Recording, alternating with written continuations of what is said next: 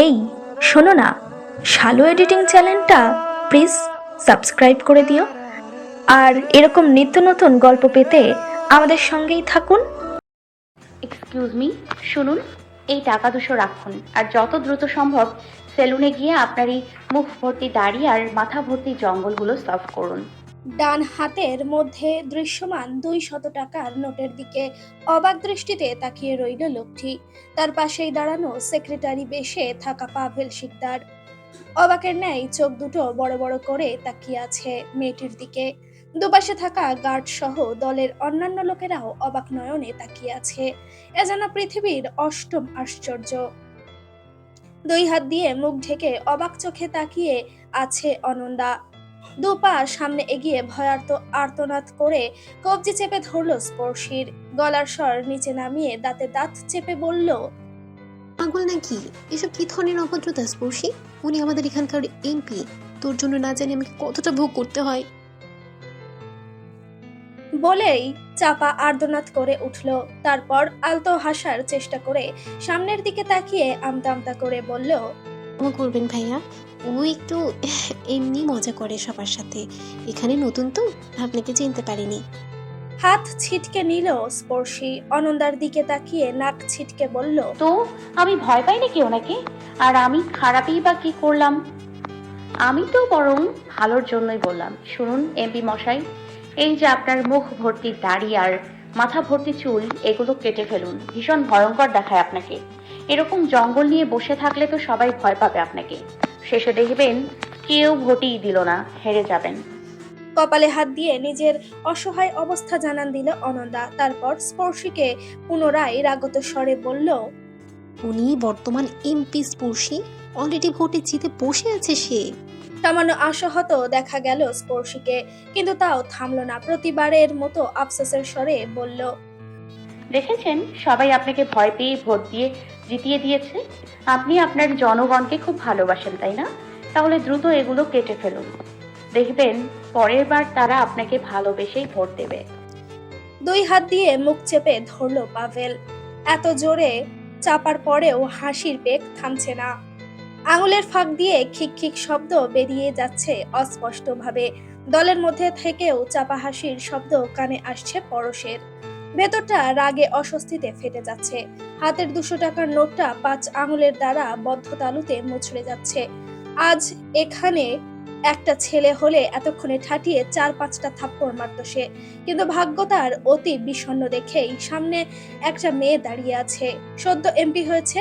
এর মধ্যেই কোনো প্রাপ্তবয়স্কা নারীর গায়ে হাত বা এমপি হিসেবে এমপি হিসেবে তার বলা মোটেই সংযত হবে না। কেননা মুহূর্তের মধ্যেই ঘটনাগুলো ছড়িয়ে যাবে পুরো অঞ্চলে। জায়গাটা নির্দিষ্ট এলাকার বাইরে হলেও দেখা যেত। দাঁতে দাঁত চেপে নিজের রাগকে কন্ট্রোল করে হাতের নোটটা পাভেলের দিকে দিল। হন হন করে চলে গেল গাড়ির ভেতরে ঢুকে বসতেই দ্রুত পায়ে এগিয়ে এলো পাভেল। দরজা খুলে ত্রস্ত পায়ে ভাইয়ের পাশে বসলো। একটা অসহ্যকর অনুভূতির মধ্যে দিয়ে যাচ্ছে পরশ। রাস্তার মধ্যে এমন অপ্রীতিকর ঘটনা ঘটলো, তাও দলের লোকের সামনে। এটা ভীষণ অপমানজনক। আফসোস করতে করতে পাভেলের দিকে তাকালো। হাতের মুঠোয় 200 টাকার নোটটা দেখেই চমকে উঠল। আশ্চর্যের সুরে বলল, তুই টাকাটা দিয়ে আসিসনি? পেট মুচড়ে উঠল পাভেলের। আমতা আমতা করে বলল, কেন, তুই কি দিয়ে আসতে বলেছিলি? না মানে, মেয়েটা তো চলে গেল, তাই আর দিতে পারিনি। মুহূর্তেই সকল রাগ মাথায় চেপে ধরল পরশের। দাঁতে দাঁত চেপে বলল, তোকে কি টাকাটা হাতে নিয়ে দাঁড়িয়ে থাকার জন্য দিয়েছিলাম আমি? পাভেল চোরা চোখে বলল, দিয়ে দিতে তো বলিসনি, হাতে দিয়ে চলে এসেছিস। আমি তো ভাবলাম, যাই বলিস, মেয়েটা কিন্তু খারাপ কিছু বলেনি। সত্যি তোকে দেখলে আমারই ভয় হয়। ভ্রুকুচকে পাভেলের দিকে তাকিয়ে রইল কিছুক্ষণ। কিছু একটা ভেবে অন্যদিকে তাকালো। এসব ঠুনকো বিষয় নিয়ে ভাবলে তার চলবে না। গত 4 দিন ধরে তার দায়িত্বরত পিরোজপুর 3 এর নির্দিষ্ট অঞ্চলগুলো একে একে ঘুরে দেখেছে সে। সেই উদ্দেশ্যে আজ এই উপজেলায় এসেছিল। ভেতরে গ্রাম থেকে ঘুরে গাড়ির কাছে আসতে না আসতেই এরকম এক উগ্র পাগল মেয়ের সামনে পড়ল। ভর দুপুর বেলা। ঘড়ির ঘন্টার কাঁটা তখন একটাকে পেরিয়ে গেছে ইতিমধ্যেই। সূর্যটা মাথার উপর খাড়াভাবে অবস্থান নিয়েছে, নিজের সমস্ত তেজটুকু ধরণীতে বিস্তার করে এক অদৃশ্য আনন্দে মেতে উঠেছে। ভর দুপুরে যাওয়ার কারণে ইতিমধ্যে অনেক দোকান পাটি বন্ধ হয়ে গেছে। প্রত্যেকে তার নিজ বাসস্থানে অবস্থান নিয়েছে খাওয়া গোসল করার জন্য। দূরের একটা টিনের ছাউনি দেওয়া দোকান বন্ধ থাকলেও তার সামনে একটা ছোট্ট কাঠের বেঞ্চি, সেখানে দৃশ্যমান হচ্ছে অনবরত মান অভিমান নিয়ে তুমুল ঝগড়া করা দুটো বসে থাকা নারী। অনন্দা গাল ফুলিয়ে বসে আছে, ততক্ষণ পর পর স্পর্শীকে দেখছে আর মুখ ঝামটা মেরে চোখ নামিয়ে নিয়েছে। কিছুক্ষণ পর অভিমান মিশ্রিত কণ্ঠে ঝাঁঝালো স্বরে বলল, তোর মন পাগলামি করার কি কোনো দরকার ছিল স্পর্শী? সব জায়গায় তোর বাড়াবাড়ি। আজকাল তোকে নিয়ে রাস্তাঘাটে চলতেও আমার ভয় লাগে। আতঙ্কে থাকি কখন না কখন তুই নিজের রূপ বের করে অন্যকে আক্রমণ করে বসিস।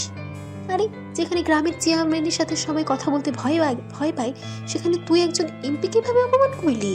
কোথাকার না কোথাকার মানুষ, চিনি আমরা ঠিকভাবে একে।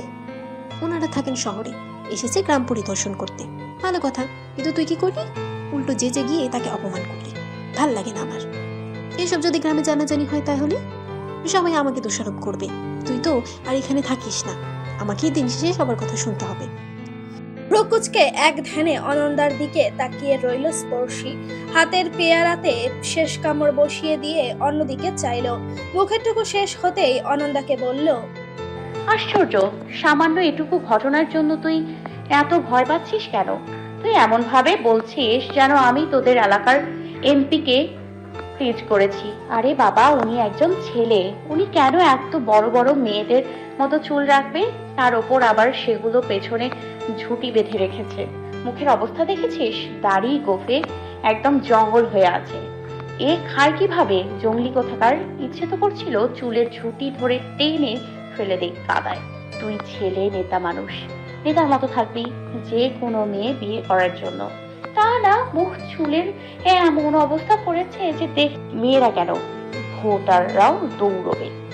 দাঁতে দাঁত চেপে অনন্দা পুনরায় বলল, তাতে তোর কি? তোর কোত্থেকে জ্বলছে? ওনার চুল উনি প্রয়োজনে কাট কেন, হাঁটু পর্যন্ত রাখবে। তোর সমস্যা কোথায়?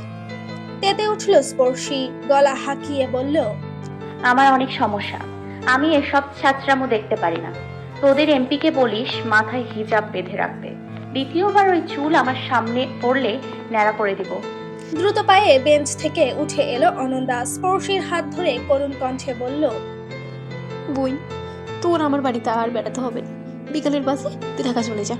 তোকে হাত জোর করে বলছি, প্রয়োজনে মাঝে পিঠা খাবার দাবার তোকে খাওয়াবে, সেগুলো আমি ঢাকায় তোর জন্য নিয়ে যাব।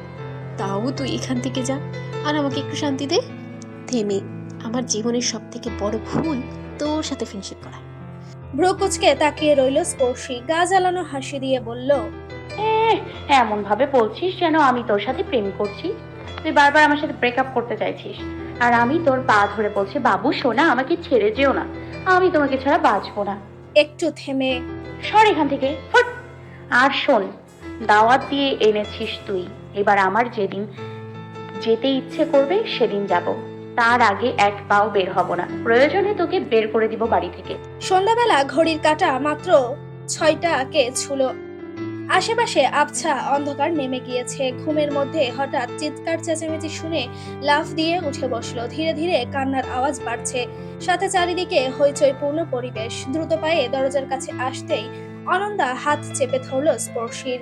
চাপা আর্তনাদ নিয়ে ছোট্ট স্বরে বলল, প্লিজ ওদিকে যাস না, ঝামেলা হবে। হার্ট দ্রুত গতিতে চলছে স্পর্শীর, ওদিকে কান্নার আওয়াজ আরো বাড়ছে। পুনরায় ধমক মেরে জিজ্ঞাসা করতেই অনন্দা বলল, ওখানে একটা মৃত ছেলের সাথে একটা জীবিত মেয়ের বিয়ে দেওয়া হচ্ছে। অবাক হয়ে এক দৃষ্টিতে তাকিয়ে রইল স্পর্শী। এ যেন স্বপ্ন, না হয় কোনো আদিকালের মুভি দেখছে সে। এসব আজব উদ্ভট কথা শুনতেই হাত পা কেমন শিরশির করে উঠছে। ভাঙা ভাঙা গলায় পুনরায় জিজ্ঞাসা করলো, আমার সাথে মজা করিস না প্লিজ। জানি তোদের হিন্দু ধর্মের অনেক কালচার রয়েছে, কিন্তু তাই বলে এমন উদ্ভট কথা বলবি না আমার সাথে। ওখানে অনেক হইচই, কান্নাকাটি হচ্ছে। প্লিজ বল না আমায় কি হয়েছে। থেমে জোর গলায় আবারও বলল, ঠিক আছে, তোর বলতে হবে না, আমি নিজে গিয়ে শুনছি। সামনের দিকে দু পা আগাতেই পুনরায় জাপটে ধরল অনন্দা। অস্থির কণ্ঠে বলল, তুই আমার কথাটা প্লিজ বোঝার চেষ্টা কর। তুই গেলে ঝামেলা আরও বাড়বে। এমনিতে তুই বাড়িতে আছিস বলে ঠাকুরমশাই বাবার সাথে কথা বলছে না। তিনি ভীষণ ধর্মকর্ম মানে। এমনিতেই আমাদের এই বাড়িতে প্রতি বছর সরস্বতী পুজো থেকে শুরু করে যাবতীয় সব পুজো করা হয়। বাড়িতে জাগ্রত মন্দির রয়েছে। বাবাকে কদিন সাফ সাফ মন্দিরে উঠতে বারণ করেছে ঠাকুরমশাই।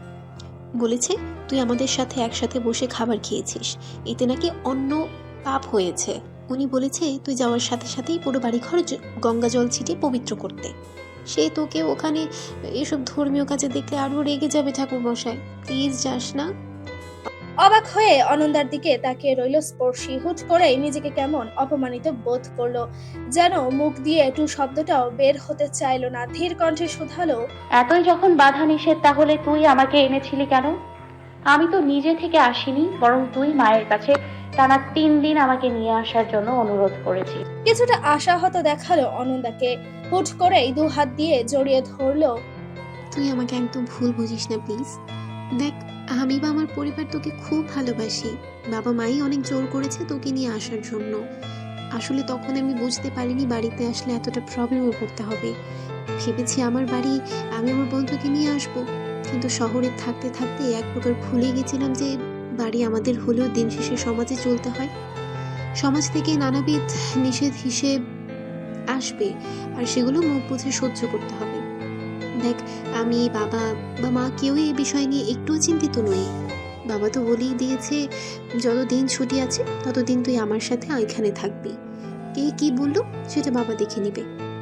কিন্তু সমস্যাটা তো তোকে নিয়ে। তুই হুটহাট এক এক জায়গায় এক একভাবে আক্রমণ করে বসিস। যেখানে যাই হোক না কেন তাতে আমাদের কি? শুধু শুধু ঝামেলা না জড়ানোই ভালো। তুই হাত মুখ ধুয়ে আয়, ভালো যে বানিয়েছিল বিকেলে, আয় খাবি। কথা বলতেই টনক নড়ে উঠল স্পর্শীর। অনন্দার হাত ছিটকে বলল, ও বেশ ভালো, তুই আমার থেকে কথাগুলো এড়িয়ে যাচ্ছিস। বললি না তো ওখানে কি হয়েছে? ঠিক আছে, আমি নিজে গিয়ে শুনে নিচ্ছি। মুহূর্তেই গতিশীল স্পর্শীকে টেনে নিল ঘরের ভেতর। হার মানল অনন্দা। শান্ত কণ্ঠে স্পর্শীকে বোঝানোর স্বরে বলল, শোন, আমাদের পেছনের বাড়ির ডান পাশের ঘরে একটা মেয়ে থাকে। পুজোর সময় প্রায় দেখা হতো, তুইও তো চিনিস। ওই যে সেদিন বিকালে দেখা হলো, শ্রাবণী, ওই কাঁদছে। ভ্রু কুচকে ফেলল স্পর্শী। বলল, কেন কাঁদছে? এ পর্যায়ে আফসোস করতে লাগলো অনন্দা। অনেকক্ষণ চুপ থেকে জিভ দিয়ে ঠোঁট ভেজালো। বলল, ওদের পাশের ঘরেই আরেকটা ছেলে থাকে, শুভ নাম ওর। ও শ্রাবণীকে পছন্দ করে অনেক বছর।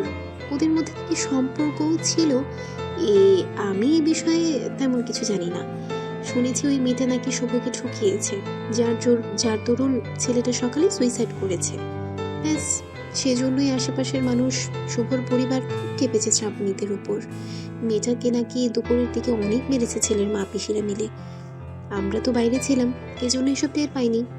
এখন আবার শুনছি সন্ধ্যায় ওই ছেলেটার সাথে নাকি বিয়ে দেবে শ্রাবণীকে, তারপর দাহ করবে। পিলে চমকে উঠল স্পর্শীর। বলল, শ্রাবণীকেও জীবিত পুড়িয়ে ফেলবে? মাথা নাড়িয়ে না সূচক উত্তর দিল অনন্দা। পরবর্তীতে বলল, আরে না, ব্যাস পা দিয়ে সিঁদুর পরিয়ে দিবে নাকি, যাতে মেয়েটার আর কোথাও বিয়ে না হয়। দুম করে উঠে পড়ল স্পর্শী। ঘৃণাজড়িত কণ্ঠে বলল, অবাক হয়ে যাচ্ছি, এখনো এ ধরনের কুসংস্কার আছে পৃথিবীতে। কোন যুগে পড়ে আছিস তোরা? তোদের কোন ধর্মগ্রন্থে এমন বিভৎস নিয়ম লেখা আছে? কে বানিয়েছে এমন বিধান? মাথা নিচু করে রাখলো অনন্দা। আমতা আমতা করে বলল, ঠাকুরমশাই বলেছেন শ্রাবণীর ক্ষেত্রে এমন শাস্তি নাকি প্রযোজ্য। অনেকেই হয়তো ভেতরে ভেতরে এমন সিদ্ধান্ততে নারাজ, কিন্তু ঠাকুরমশাইয়ের উপর কেউ কথা বলে না। উনি আমাদের মধ্যে সব থেকে বৃদ্ধ আর সম্মানীয় ব্যক্তি কিনা। হাসলো স্পর্শী। দাঁতে দাঁত চেপে বলল, বয়স তো অনেক হলো বুড়োর, পটলটা তুলবে কবে? যাই হোক, আমি ওনার পটল তোলার ব্যবস্থা করছি। বলেই দ্রুত পায়ে বেরিয়ে গেল ঘর থেকে। স্তব্ধ হয়ে কিছুক্ষণ তাকিয়ে রইল অনন্দা। স্পর্শী গিয়েছে মানে আজকে তুলকালাম কাণ্ড বাঁধবে। এটাই বুঝি ওর এখানে থাকার শেষ দিন। এমন ভাবনা আসা মাত্রই পিছু ছুটল অনন্দা। বিশাল মাঠ, সামনে বিশালাকৃতি মন্দির, আশেপাশে মানুষের ছড়াছড়ি। কেউ বা জোর দিয়ে বলছে, ঠিক হয়েছে ঠাকুরমশাই, ওর মতো চরিত্রহীন মেয়ের সাথে এমনটাই করা উচিত, যাতে সমাজের অন্য 5টা মেয়েও এই ঘটনার শাস্তি নিয়ে ভয়ে থাকে। কেউ বা চুপচাপ দর্শনের ন্যায় তাকিয়ে আছে। আর শ্রাবণীর পরিবার ঠাকুরমশাইয়ের পা জড়িয়ে ধরে কাঁদছে, নানা রকমের কথা বলে নিজ মেয়ের প্রাণটি বাঁচানোর চেষ্টা করছে। ও ছোট মানুষ, এমন ভুল আর কখনো করবে না। ওকে এই গ্রামেই আর রাখবো না, পিসি বাড়িতে পাঠিয়ে দিব সারা জীবনের জন্য। আমার মেয়েটাকে ছেড়ে দিন।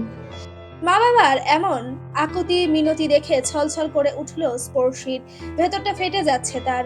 মেয়েটাও যে অনেকটাই দোষী, এই মুহূর্তে ঠিক কি করা উচিত তার। কাকুতি মিনতি শুনলো না ঠাকুরমশাই, পা ছিটকে তাদের দূরে সরিয়ে অনুসারীদের আদেশ করে বললেন, এই অলক্ষীকে মৃতদেহের পায়ের কাছে নিয়ে আসো। মুহূর্তেই ছেলের পিসি কাকিরা টেনে হিচড়ে এলোমেলো শ্রাবণীকে নিয়ে এলো শুভর পায়ের কাছে। কেউ একজন সিঁদুর ঢেলে দিল মৃত শুভর পায়ের বুড়ো আঙ্গুলে। এর মধ্যেই পাশ থেকে শুভর পিসি শ্রাবণীর মাথার চুল খামচে ধরে কপালের সিঁদুর লাগাতে গেল। মুহূর্তেই হাত খামচে ধরল স্পর্শী। এক ঝটকায় তার হাত থেকে শ্রাবণীকে ছাড়িয়ে নিয়ে চেপে ধরলো নিজের বুকের সাথে। মেয়েটাও কেমন হতবিহল হয়ে আষ্টে পৃষ্ঠে ধরলো স্পর্শীকে। খুব ছোট মেয়েটা, এই তো আরশির বয়সী হবে। এই বয়সে এমন ঝড় কি করে সামলাবে মেয়েটা? আরশি তো রাত হলে বোনকে জড়িয়ে ধরে ঘুমায়। কত ঝড় বিপত্তি পেরিয়ে ওকে বুঝিয়ে রেখে এলো 4 দিনের জন্য। উপস্থিত সবাই যেন আচমকা চমকে গেল। চোখ দুটো লাল বানিয়ে স্পর্শীর দিকে তাকিয়ে রইল ঠাকুর মশাই। তার কাজে বাধা এ যেন মহাপাপ। রাগত স্বরে তাকালো সব্যসাচীর দিকে, কঠিন কণ্ঠে বলল, সব্যসাচী, এই বিধর্মী মেয়ে মন্দিরের সামনে কি করে এলো? একে নিয়ে যাও। আর হ্যাঁ, বিয়ের পরে তুমি নিজে পুরো মন্দির গঙ্গা জল দিয়ে পবিত্র করবে। মুহূর্তে কিছু মহিলা এগিয়ে এলো শ্রাবণীকে নিতে। স্পর্শী পুনরায় আড়াল করে দাঁড়ালো শ্রাবণীর সামনে। অস্থির কণ্ঠে সবাইকে বলল, আপনারা সবাই কি পাগল? কারো একটু বিবেক নেই? এইটুকু মেয়ের উপর এ কেমন অত্যাচার! ও না হয় ভুল করেই বসেছে, তাই বলে কি আপনারাও ভুল করবেন? ও কি শুভকে বলেছে নিজের প্রাণ ত্যাগ করতে? শুভ নিজের বোকামিকে কেন্দ্র করে এমন কাজ করেছে, তাই বলে কি শাস্তি শ্রাবণী পাবে? আপনারাই বলুন, এটা কি ঠিক? সাময়িক ভাবে আশেপাশের সবাই কিছুটা থেমে গেল, একে অপরের মুখ চাওয়াচাওয়ি করতে লাগলো। মুহূর্তেই হুঙ্কার ছাড়লো ঠাকুর মশাই, বলল, এই মেয়ের সাহস হয় কি করে আমার কাছে বাধা দেওয়ার? লগ্ন পেরিয়ে যাচ্ছে, দ্রুত শবদাহ করতে হবে। লাশ একটু পরেই পচন শুরু করবে। সাথে সাথে আবারও সবাই উদ্বেগ হলো শ্রাবণীকে ছিনিয়ে নিতে। স্পর্শী হার মানল, বুঝলো এখানে সবাই ঠাকুর মশাইকে ভগবানের ন্যায় মানে, তার কথার নড়চড় কখনোই করবে না তারা। এই মুহূর্তে এই ঠাকুর মশাই ভীষণ ক্ষমতাবান, তাকে অগ্রাহ্য করে কেউ স্পর্শীর যুক্তিতর্ক মানবে না।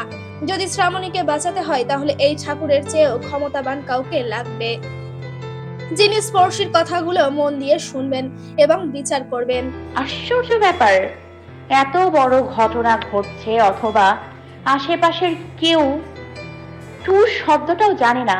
নিশ্চয়ই এই বুড়ো সবাইকে বারণ করেছে যাতে এই ঘটনা রায়বাড়ির বাইরে না পৌঁছায়।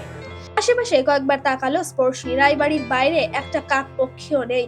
তার পাশেই শ্রাবণীর মা বাবা শ্রাবণীকে আড়াল করে ধরে রেখেছে। অঝরে কাঁদছে মেয়েটা। স্পর্শী ঠাকুরমশাইয়ের দিকে তাকালো। কিন্তু এই লোক বাইরে জানাতে চায়নি, সেহেতু তার দুর্বলতা বাইরের লোকজন। এখানে বেশ কিছু গণ্যমান্য ব্যক্তিকে আনলে তাদের কথার চোটের সামনে নিশ্চয়ই দুর্বল হয়ে পড়বে এই বুড়ো।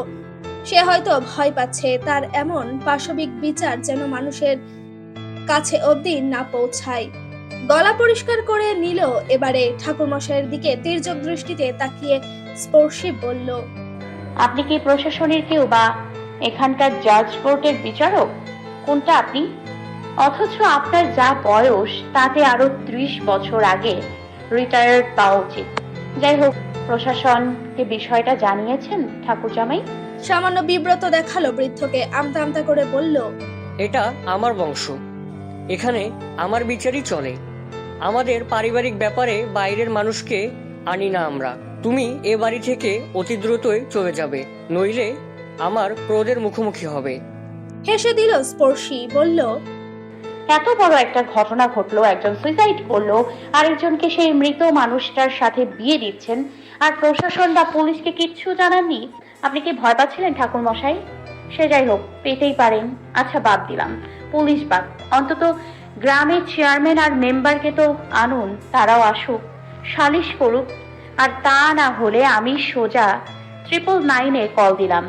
আর সেখানে কল দিলে শুধু পুলিশ না, ঠাকুর মশাই, সোজা মন্ত্রণালয় থেকে অফিসার আসবে। আর তখন আপনার সম্মানিত বিধি নিষেধ, শাস্তির ধরন, নিয়ম কানুন সব শুনবে। এরপরে সেগুলো সংবিধানে যুক্ত করবে। এরপর আমরা সবাই সেগুলো অনুযায়ী দেশ চালাবো। ভালো হবে না ঠাকুর মশাই? হেই এভরিওয়ান, আসসালামু আলাইকুম। এরকম নিত্য নতুন গল্প পেতে আমাদের সঙ্গেই থাকুন। পরবর্তী পর্বের জন্য অবশ্যই অপেক্ষা করবেন।